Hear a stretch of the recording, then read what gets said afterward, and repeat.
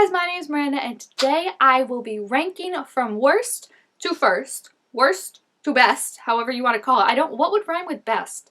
Lest to best, whatever you want to call it, my book to movie adaptations that I watched that came out in 2023. So I love books, I love movies, I love when a book gets adapted into a movie. Even if it's not a book that I personally have read before, I still usually check out the adaptation if I'm interested in like the topic or whatever, and oftentimes I will try and read the book before I watch the adaptation, even if like I hadn't read it before. So it's kind of sometimes a fun way to find books that you hadn't really heard of or thought of reading before. I feel like this happens a lot with like mystery books for me because they're so dime a dozen, and they're even kind of dime a dozen in terms of adaptations. Like we've got Big Little Lies, there's a couple on here that are like that, Nine Perfect Strangers, stuff like that. So there were a lot this year. I obviously was not able to watch them all because I don't even think anyone knows how many there actually were. It's like I tried to find lists beginning of the year to see like what exactly was coming out, and there's always more that you just never know about, and there's of course ones that I just wasn't interested in checking out, but I did watch a lot of them. So I'm really interested to see how they all rank out when I'm looking at all of them, and yeah, I'm just excited to see what's going to be first and what's going to be worst and how it might stack up against your own book to movie adaptations that you saw in 2023. And yeah, I think it'll just be really fun. I've been wanting to do this since like the beginning of 2023. Like I had the idea in my head, so we're finally here, baby. Let's get the camera rolling. So first up, starting with the worst book to movie adaptation I saw this year. It is based on a book that I have not read, nor do I have any plans to read. I think it's Wattpad technically, or like Wattpad, whatever the publisher is that makes the books, but it's Mea Culpa or My Fault from Amazon Prime. So this was clearly Amazon, like their attempt to capitalize on like the success of After, even though I personally still don't know how that series got so many movies because I really don't know anyone that watches them. I saw the first one and it was bad, and then there's like 4 more, and I'm like, I don't know anyone that watches these movies to have so many of them made. But yeah, it was definitely their kind of answer to that. I originally wanted to check it out because it had the actress who played Nora in Scam España, who I thought was really cool, but she suckered me in because this movie was so bad for so many reasons. It's definitely like the peak of all the like toxic tropes that were in Wattpad romance stories in like the 2010s, the early like 2012, all that era. It's just bad. And like it was bad from the start, but then there's one particular moment where it gets really bad because it's like the whole story is about these step siblings who their parents meet, fall in love, blah, blah, blah. They have to move in together and they hate each other, obviously, but then they end up falling in love. And it's like, first of all, the fact that they're step siblings is disgusting. But then second, there's a scene after they kissed for the first time, I want to say, where you find out he's like 21 and she isn't even 18 yet. And you're like, that just adds so many more bad dimensions to this. It's just like the scenes where they're trying to be sexy are just completely fall flat.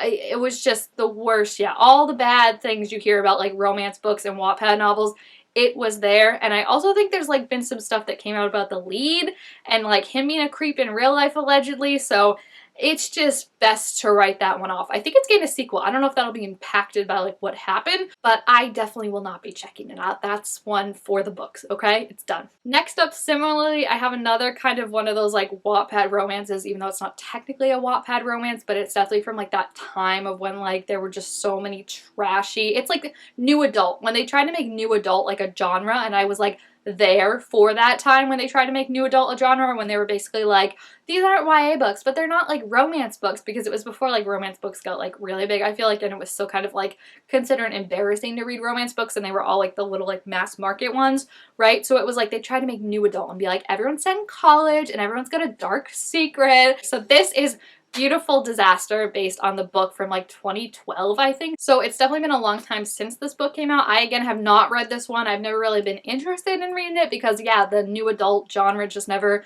like a couple of them clicked for me, but the majority of them I was just like, this sounds bad. I watched it with my friend who had actually read the book, and she said it's pretty different, which is what I've been hearing from a lot of people. Not saying like the book is better or like the movie's better, but just it's different, and like neither one is really great. So What I got from the movie, though, is it's, again, one that I feel like is definitely trying to capitalize off of After. And the weird thing is, guys, there's, like, Easter eggs for After in this movie, which is not a sentence I ever thought I'd be saying. But at one point, one of the roommates is watching After on the TV, and then at another point, there's a guy, like, just walking around, like, not a character, just, like, an extra, who has an Effin' Trevor shirt on, which is, like, a meme moment from After, where, like, the guy, like, overreacts about the girl, like, seeing this other guy. Fucking Trevor! I also think Dylan Sprouse may play Trevor. I might be remembering that incorrectly, but yeah, Dylan Sprouse, I wanted to like this movie, and I think Dylan Sprouse is very charismatic in certain points of the movie. Like, I think he's really funny. However, I do not know who this movie is made for, because the sexy scenes, which, like, obviously I feel like people are coming into to watch those moments, they're not sexy. They're made to be, like, played off as, like, last. Like, there's a part where, like, they're in their hotel room just, like, completely trashing it, but, like, ridiculous levels. Like, they're, like, banging their head on the shower, and, like, they can't figure out, like, how anything works, and everything's breaking, and it's just, like, there is no one that this is made for, because it's like, if you are expecting this to be funny, you're not watching this movie, because it's not really that funny, believe it or not. If you're watching this because you want it to be like a romance movie, you're not going to enjoy it, because the romantic parts aren't romantic. They're just weird and make you cringe. And I feel like this also didn't really have a plot, which I think my friend did say, like, the book did better of, like, actually, like, keeping things going. Like, this just felt like a series of mini stories that were just like, this is this moment, and this is this moment, and this is this moment. Oh, and also this thing happens, and it just, like, never felt cohesive. I really feel like the actors did not have great chemistry, which sucks, because I like them both individually. Like, I love Ginny Gardner from The Runaway. She was really cool as Carolina in that. And like I said, Dylan is very charismatic, I feel like, and if they had played this off as more like a light-hearted kind of funniness and, like, actually made, like, the sexy scenes sexy, I think it would have been better.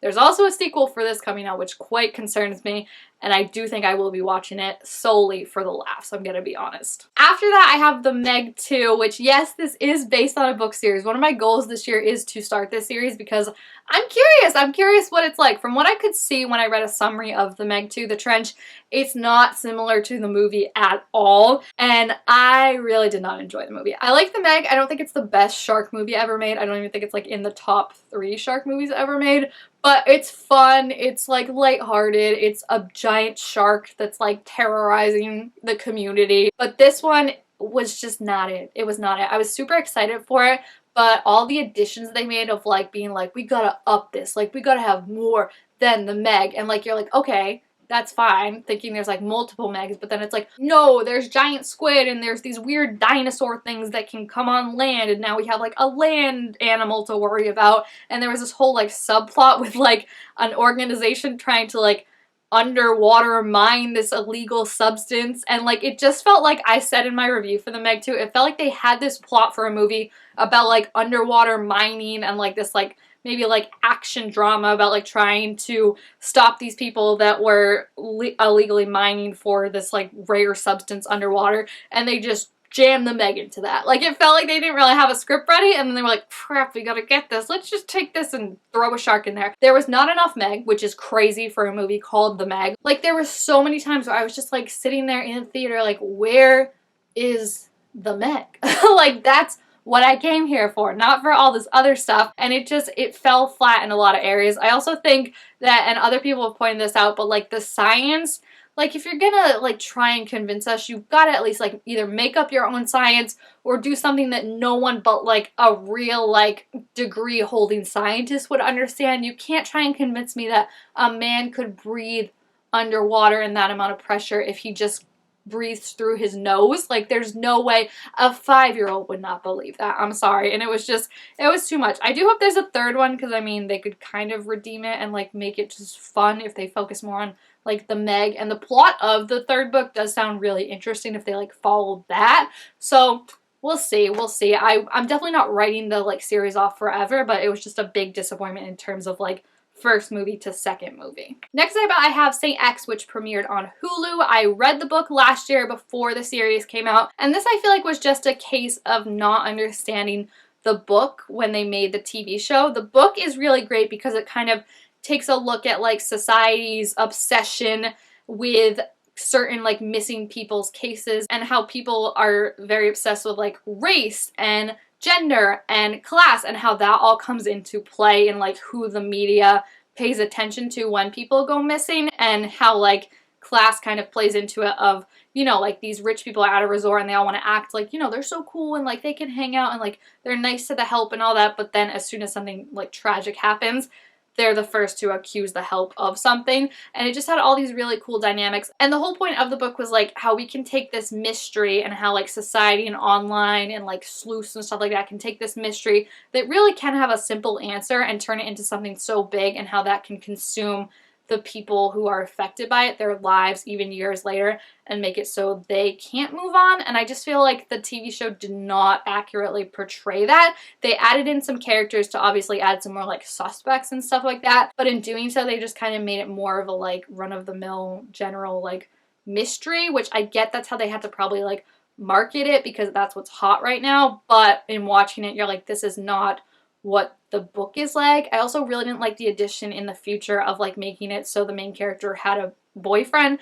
because I feel like the whole point of like her being alone in the book was like how easy it was for her to get obsessed with solving what happened to her sister all these years later, because like no one's around to really see her, and that kind of played into it more of how like maybe this has been holding her back in some way. So adding that in kind of totally took that away, because people were realizing so much sooner like how deep her obsession was going, and it just missed the mark in what the book was about. I really like the book. The book's good. Read the book. Don't watch the TV show. Next up, I have The Last Thing He Told Me, which was on Apple TV and starring Jennifer Gardner and Angelou Rice, I think is how you say her name. She's Betty from Spider-Man, who I really like, but in this, I did not like. I think in general, this is, and I don't say this often, but this is a book that should have been a movie, not a TV show. The book is really fast-paced, but stretching it out over 8 episodes just made it really boring. I feel like it lost a lot of the tension.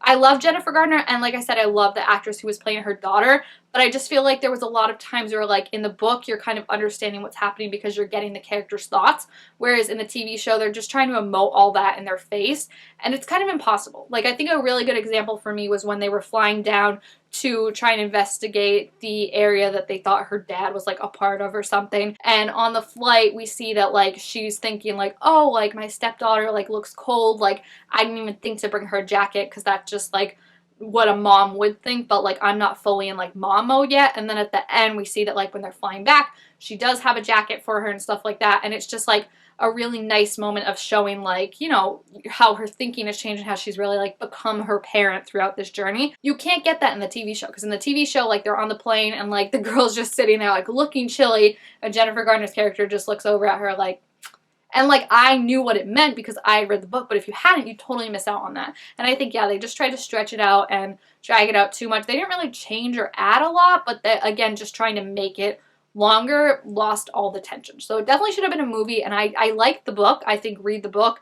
The TV show is just boring, honestly. Next up, I have Red, White, and Royal Blue. I don't know why I'm doing a little dance for this. This one is so hard for me because on one hand, I love it, and on one hand, I'm like, this is the worst thing I've ever watched in my life. It's not good by any means, but the leads kind of have chemistry. It's just kind of like a meme moment for me. Like, I watched it with my 2 friends who also read the book and loved it, and we were just laughing and gasping at parts. Like, it's so ridiculous in some parts. It literally feels like a fever dream, honestly, but it's entertaining as heck. I do think I would rather read the book, but like you can tell there is like love put into this, and it's not just like them making a movie to try and make a movie. Like you can tell they really did want to do their best, and I think it sticks a lot to the plot. It cuts a lot out, unfortunately, but it really focuses on the main relationship and the way they kind of portray that. And I mean, Nicholas Galsine, is that how you say his name? The one who plays Prince Henry, he puts everything into his role. Okay, he puts everything to every role he does, I'm starting to realize, but like he really puts everything into the role, and he is emoting like he is in a Jane Austen period piece, and we absolutely love him for it. So it's just fun to watch, you know, like it's not anything like the best book adaptation ever, but it's just fun, and sometimes you just need fun. Next up, I have Perfect Edition, which I'm really excited to talk about this one because this actually is a Wattpad romance that is really good. It's a more recently written one, so I think because of that, it doesn't have a lot of those like icky tropes that just make you say like, ugh. It's about a girl who is trained, she's like a boxer, and she's training her boyfriend boxer to be like the best, and he is being the best. And she comes home one day to find out he's been cheating on her with her sister. So yikes. So she obviously has to move out, like, kind of reconfigure her whole life because it's kind of been about training him and, like, his needs and stuff like that. She ends up moving in with this other guy who's a boxer who's, like, training to fight this guy, and she agrees, like, oh, like, let me stay here and I'll train you to kick his ass because then, like, I get to see get his ass kicked and I get a house, so that's nice. Ross Butler plays the love interest that we love, and I love Ross Butler. He's original Reggie from Riverdale. He's such a good love interest. He's so charismatic. Their chemistry is so good, and he wasn't a douchebag. Like, it's honestly amazing. Like, he's not good at communicating, as they mainly are in this, but he's at least open about that he's not good at communicating. So then she kind of knows, like, oh, if he shuts down, it's because he's not good at communicating, not because he's just, like, being a dick to be a dick. And there's actually a really sweet moment where, like, at the end, like, he's encouraging her to, like, not train him, but, like, go and be a boxer herself and, like, put herself out there and not, like, hide behind, like, you know, the, like, training people and, you know, really go and live her dreams. And it's just really sweet and cute. And like I said, it's not what you often see in those. I feel like they had good chemistry.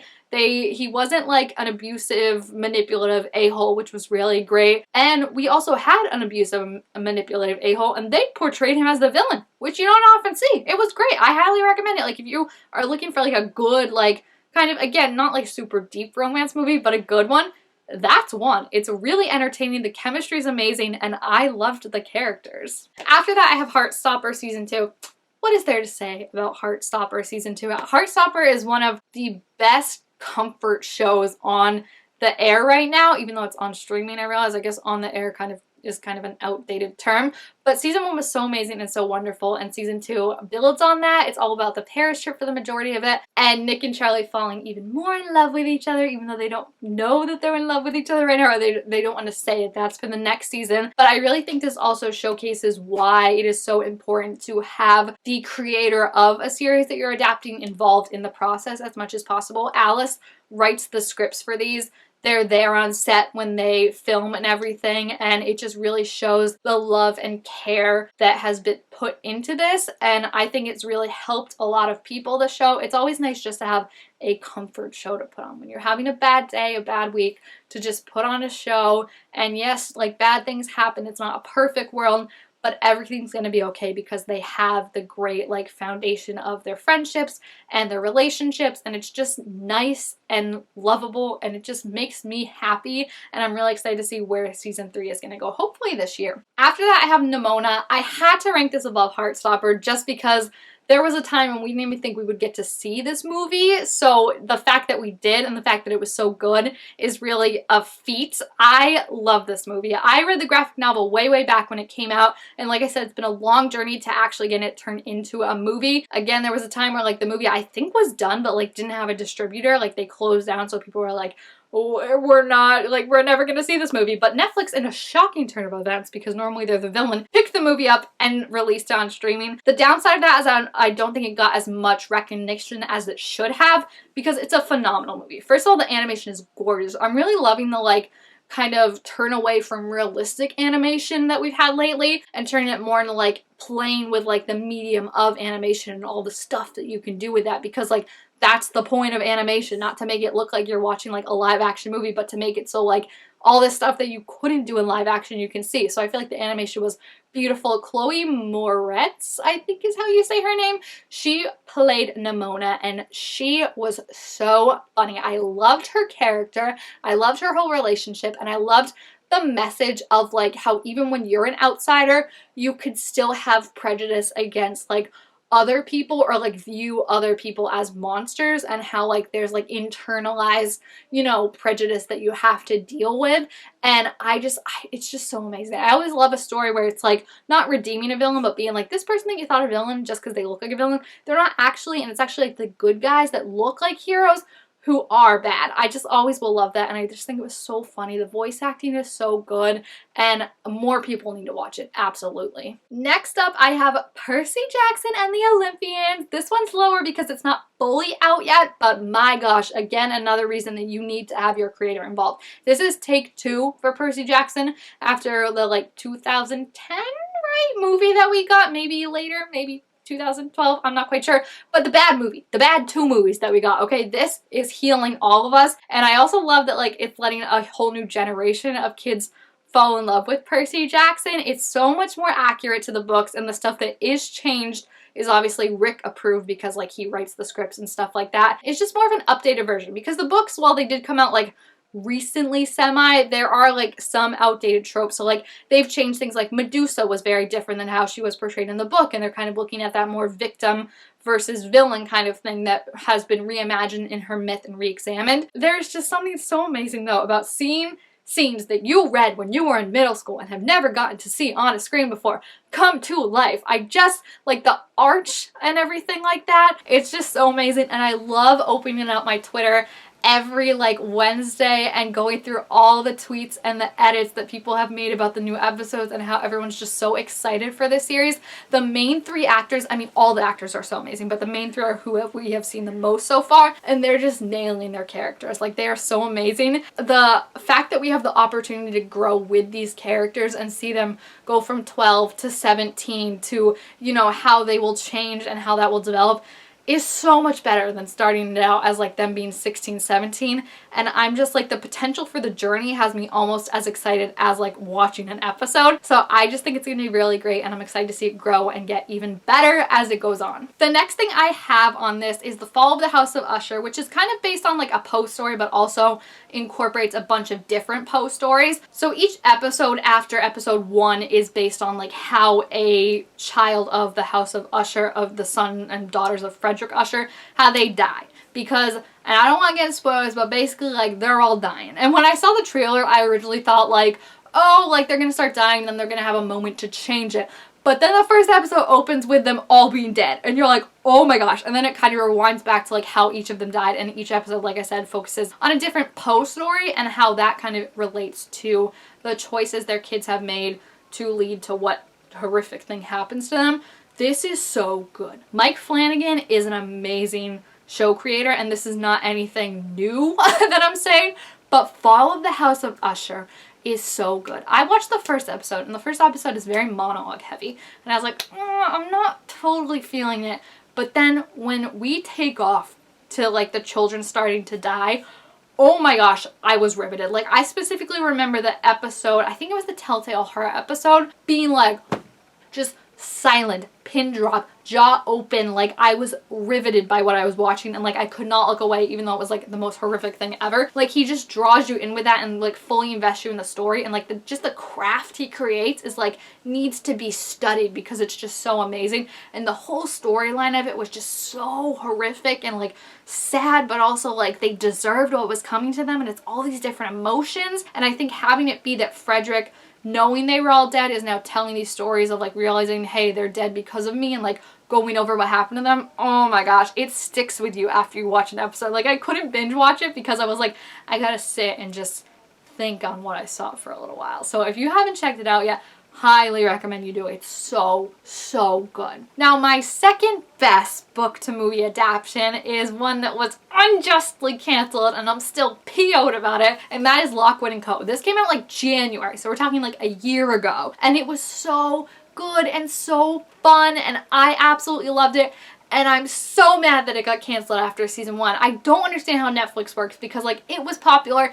Everyone was talking about it, I feel like, on my Twitters and like my Tumblr and stuff, and I am just so irritated that we won't get to see more of it. It's such a fun like ghost hunting show. It reminds me of like the shows I would watch like on CW, or like even like growing up with like the like Monster of the Week with like somewhat of an overarching arc to it, and it was just such a cool ghost hunting story. Lockwood and Lucy were such a cute couple, and they didn't actually ever kiss. It was really like a slow burn, and I'm so pissed we're not going to see more of it, because I really loved those characters, and I love the story, and I love the potential for the future it had to tell stories. So Netflix, this is another one. This is another one that's on my list. You know, if I'm making my 13 reasons, this is my 12th. And then last up, my number 1 book adaptation of the year is, of course, The Ballad of Songbirds and Snakes. Outside of this, Hunger Games itself had like a resurgence online that I absolutely loved, because it just reminded me of being back in high school when like everyone was obsessed with it. And it was just so fun to see it come back around, because I feel like obviously there's like Twilight and Harry Potter, which are mainstreams and like still stick around. Hunger Games, I feel like kind of died off a little bit. So to see it like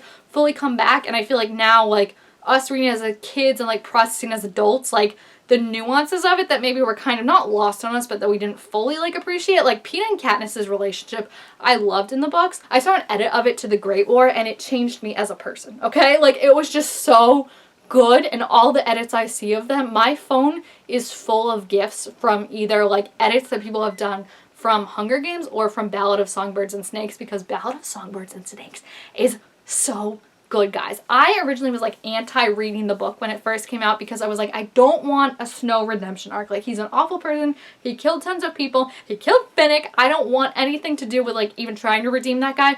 But this book, and people have said this before and I absolutely agree, it's not justification for why he is, it's explanation. It's showing why he is a bad guy, because he had multiple choices and chances to make better choices, and he was surrounded by good people. It's not like he like grew up being like in this awful position. Like, he didn't have money, but he had love. And Katniss didn't have money and she had love, and she was a good person. So we can't really blame the like being poor on that, okay? Being poor doesn't make you an asshole. It really showed how like the choices he made, and like the fact that he just could never let go of the chance for power, showed like how that made him who he is. And what I thought was really interesting too is like the whole kind of premise of him being involved in the Hunger Games is that they have to train the kids so that they can win like a scholarship that he needs to continue on to school. His best friend, Sejanus, and I say best friend, but like really like just the only nice person in this, he is like, these games are awful, like we shouldn't be doing them. I realized after watching it, you realize like Snow is never actually against the games himself. Like, he's just more about like how like I can get these games because I need the money. But in doing that, it's not like he's like, oh, like I don't think this is right, but like I need the money. Like, he never is against them. So it kind of shows you how from the start he views like this Hunger Games as justified, even before like he says at the end, like he realizes like the whole world is an arena or whatever, blah blah blah. Rachel Zegler as Lucy Gray Baird. Hold my hands. Hold my hands. I love her. Rachel Zegler in general, I love her as Lucy Gray. Perfect casting. No one else could have played her, okay? I love that woman with all my heart. Lucy Gray, the woman you are, like all the emoting she had to do in this just simply with her eyes, the girl killed it, okay? I love that Lucy Gray is like this mystery that haunts him for the rest of his years. I love that even as like strong and terrifying as he is, like this girl has such power over him that like it explains a lot of like why he hates Katniss so much. She's from Lucy's district. She's a rebel. Like all this other stuff that like you're like, oh, you're that pressed about a situationship from 60 years ago, my dude. The songs in this are amazing, which again is why Rachel Zegler is such a perfect casting for this, because she does so well. She sang all the songs live, and that was such a good choice. And the songs are absolute bops when they're bops, and sobbers when they're, you know, like these like songs to make you cry. And the whole story is just so beautiful, and the like patterns and the metaphors and everything. Like I could just go like that final shot of like Snow landing on top and them showing like him looking out in the Capitol, like it's his power now, but the water like goes over, so you see like the rainbow, reminiscent of the rainbow dress that like he first saw Lucy Gray in. Talk about like top 10 final images in a movie. Like I was just like, and you walk out of this movie feeling depressed because you're like, oh, like Snow won. But then the more you think about it, you're like, not in the long run, he didn't. Like, he had this girl haunting him for the rest of his days, and Olivia Rodrigo did a song for the movie. I love Olivia Rodrigo, and the song is literally perfect because it's like, I'm in the trees, I'm in the breeze, like, I'm everywhere, but you can't catch me now because Lucy Gray is free. And I absolutely loved it. I loved it. I'm gonna take a bow for Lucy Gray, the woman you are. So yeah, those are the movie adaptations from worst to best that I watched in 2023. I'm so curious to know what movie adaptations you watched in 2023 and how they ranked for you. Like what was like disappointing, what was surprising, what you thought the book was better for, and what you thought like the movie or the TV show did a good job of. There's so many nuances to like book to movie adaptations and like why you like them, why you don't like them, and I need to know. So yeah, let me know what your favorite and least favorite were down below in the comments. Let me know what you thought of my ranking and how you would rank these ones if you've seen them. Thank you guys all so much for watching. Make sure to give this video a thumbs up if you enjoyed it, and I will see you guys next time. Bye!